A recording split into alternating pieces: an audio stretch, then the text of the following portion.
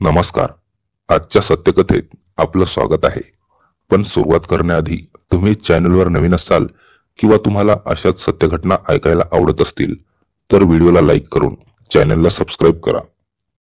पुणे शहरात आदित्य नावाचा तरुण राहत होता. गरिबी परिस्थितीमध्ये तो कंपनीत नोकरीला लागला होता. काही वर्षे त्याने कंपनीत काम केले.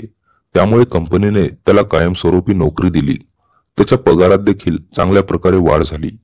पगारात वाढ झाल्यामुळे ग्रामीण भागात राहणारा आदित्य याने लग्न करण्याचा विचार सुरू केला.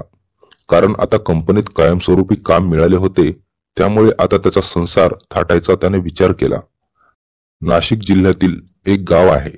त्या गावातील कृतिका नावाची मुलगी पाहिली. कृतिका अतिशय सुंदर होती. त्यामुळे मुलीच्या घरच्यांनी देखील मागे पुढे विचार केला नाही आणि आदित्यला होकार कळवला. कृतिका हिचे नुकतेच महाविद्यालयीन शिक्षण पूर्ण झाले होते. त्यामुळे तिला पुण्यासारख्या ठिकाणी राहायला मिळणार होते. तिने आदित्य निवडला असल्याचे सांगितले. त्यानुसार काही दिवसातच आदित्य आणि कृतिका यांचे लग्न पार पडले. आदित्य हा कंपनीत नोकरीला होता. त्यामुळे त्याला लग्न झाल्यानंतर काही दिवसातच पुण्यात परतावे लागले. त्यावेळी कृतिकाला देखील नाशिकला माहेरी पाठवण्यात आले. सुखी संसाराला सुरुवात झाली होती. त्यामुळे त्यांचे कामकाज त्याने सुरू केले. ज्या ठिकाणी तो राहत होता त्या ठिकाणची रूम बदलून त्याने एक फ्लॅट किरायाने घेतला. कारण कृतिका आता त्याच्या आयुष्यात आली होती. काही दिवसात कृतिका ही पुण्यात राहायला आल्यानंतर फ्लॅटवर दोघेही एकत्र राहू लागले. 1 वर्षाचा कालावधी निघून गेला. त्यावेळी आदित्य आणि कृतिकाच्या घरात एका मुलाने जन्म घेतला होता. मुलगा लहानाचा मोठा होऊ लागला. त्यामुळे कृतिका हिने आदित्य याच्याकडे एखादे घर विकत घेऊ अशी मागणी करायला सुरुवात केली. आदित्यच्या मनात देखील होते की हक्काचे घर विकत घ्यावे. त्यानुसार पगाराचा अंदाज घेऊन कर्ज काढून घर खरेदी केले. घराचे हप्ते आता सुरू झाले होते. मुलगा देखील मोठा होऊ लागला होता. या दरम्यान मुलाचा नर्सरीमध्ये प्रवेश घेण्यात आला. त्यानुसार आदित्यच्या सुखी संसाराचा गाडा चांगल्या प्रकारे चालू झाला होता. आदित्य कंपनीत गेला की कृतिका मुलाला शाळेत सोडवायला जायची. असा नित्यक्रम चालू होता. घर घेतल्यापासून पती आदित्य हा काहीतरी टेन्शन मध्ये दिसायचा. त्यामुळे कृतिका ही जर आदित्य याला काही बोलली तर तो रागात उत्तर द्यायचा. कारणही तसेच होते. आदित्यने जे कर्ज घेतले होते त्याचा हप्ता जास्त होता. त्यामुळे घरात पैसा खर्च करण्यासाठी शिल्लक राहत नव्हता. घरची परिस्थिती गरिबीची होती. त्यामुळे अडचणी वाढू लागल्या. रात्री आदित्य हा कंपनीतून आला की झोपी जायचा. त्यामुळे कृतिकाला ज्याप्रमाणे पूर्वी वेळ द्यायचा तो आता बंद झाला होता. त्यामुळे कृतिकाला घरात राहून शरीर संबंधाचा आनंद मिळत नव्हता. घरात आदित्य याचा जो काही स्वभाव चालू होता तो कृतिकाला आवडत नव्हता. मग याच दरम्यान कृतिकाला फेसबुकच्या माध्यमातून तिचा महाविद्यालयीन अंशुल नावाचा मित्र भेटला. दोघांनी एकमेकांना बोलणे सुरू केले. अंशुल याने कृतिकाबद्दल माहिती विचारली. त्यावेळी तिने लग्न झाले असल्याचे सांगितले. त्यानुसार अंशुल हा मुंबई येथे राहत असल्याचे कळाले. महाविद्यालयात शेवटची भेट झाली होती. त्यानंतर आता थेट फेसबुकवर भेट झाली होती. काही दिवस निघून गेले. कृतिका आणि अंशुल यांचे फेसबुकच्या माध्यमातून बोलणे वाढले होते. कृतिकाला वाटत होते की आदित्य तर आपल्याकडे लक्ष देत नाही, पहिल्यासारखा प्रेमाने बोलत नाही. त्यामुळे कृतिकाने अंशुल बरोबर मैत्री वाढवायला सुरुवात केली. आदित्य हा कंपनीत गेला की कृतिका अंशुल बरोबर गप्पा मारायची. या दोघांच्या गप्पांमध्ये दोघे प्रेमात गुंतले गेले. दोघांच्या प्रेमाचा गुलकंद आता जवळ येण्याची वाट पाहू लागला होता. कृतिका हिच्यासाठी आदित्य याने घर खरेदी केले होते. त्याचे हप्ते भरताना त्याची दमछाक व्हायची. मात्र कृतिका अनैतिक संबंधात अडकत होती.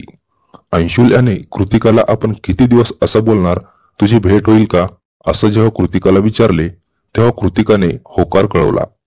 कृतिकाने आदित्य हा कंपनीत गेला की मी मुलाला शाळेत सोडवण्यासाठी जात असते, त्यावेळी आपण बाहेर भेटू असं सांगितलं. त्यानुसार अंशुल एक दिवस पुणे या ठिकाणी आला. अंशुल याने कृतिकाला मोबाईलवर लोकेशन पाठवले. त्यानुसार कृतिकाने मुलाला शाळेत सोडले आणि रिक्षा करून अंशुल थांबलेल्या हॉटेलवर गेली. त्या ठिकाणी दोघांनी चहा घेतला. अंशुलला पाहून कृतिकाला आनंद झाला.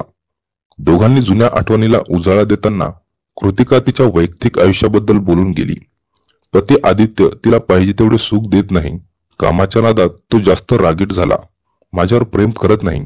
त्यामुळे उगीच लग्न केले असं वाटते, असं कृतिका अंशुलला सांगत होती. गेल्या अनेक महिन्यापासून आम्ही सोबत झोपलो देखील नसल्याचे कृतिकाने सांगून टाकले. अंशुल याच्या सर्व गोष्टी लक्षात आल्या होत्या. त्यानुसार त्याने कृतिकाला मी एक दिवस येथेच थांबतो, आपण उद्या लॉजवर भेटू असं सांगितलं. दोघांची भेट जवळपास 4 तास चालली. त्यानंतर अंशुल याने एका लॉजचे नाव सांगितले. उद्या शाळेत आल्यानंतर भेटायला ये असं सांगितलं. तो दिवस निघून गेला. जेव्हा दुसऱ्या दिवशी कृतिका मुलाला शाळेत घेऊन गेली आणि अंशुल याने सांगितलेल्या लॉजवर पोहोचली, त्या ठिकाणी अंशुल याने एक रूम किरायाने केली होती. तेथे कृतिका आणि अंशुल याचे 4 तास संबंध झाले. अंशुल याने लग्न झालेले नव्हते आणि लग्ना अगोदरच त्याला मैत्रीण असलेल्या कृतिकाने सुख प्राप्त करून दिले होते. तर कृतिकाला देखील गेल्या अनेक महिन्यापासून सुख मिळाले नव्हते. ते सुख अंशुल याने दिले. जो काही प्रकार झाला होता तो कृतिकाने घडवून आणला होता. काही दिवसांचा कालावधी निघून गेला. अंशुल हा जेव्हा कृतिका बोलावून घेईल त्यावेळी पुण्यात यायचा आणि दोघेही संबंध करायचे. कृतिका मात्र तिच्या आयुष्यात अंशुल आला होता त्यामुळे आनंदात होती. आदित्य मात्र तणावामध्ये रात्री कृतिकाबरोबर संबंध करायला नकार देत होता. घरात दुसरे कोणी नसल्याचा फायदा कृतिका घेत होती. एक दिवस मात्र आदित्य याने कृतिकाचा मोबाईल पाहिला. त्यावेळी अंशुल नावाच्या मुलाबरोबर कृतिका खूप काही बोलत असल्याचे त्याच्या लक्षात आले. दोघांनी एकमेकांचे लोकेशन शेअर केल्याचेही मोबाईल मध्ये दिसले. आता मात्र आदित्य याच्या डोक्यावरचा ताण वाढला.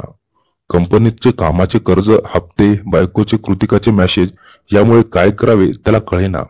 आपण कृतिकासाठी कर्ज काढले, घर घेतले, पण कृतिका काहीतरी वेगळेच करत असल्याचे समोर आले.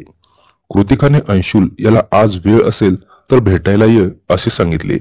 जे काही बोलणे झाले होते ते आदित्य याला कळाले.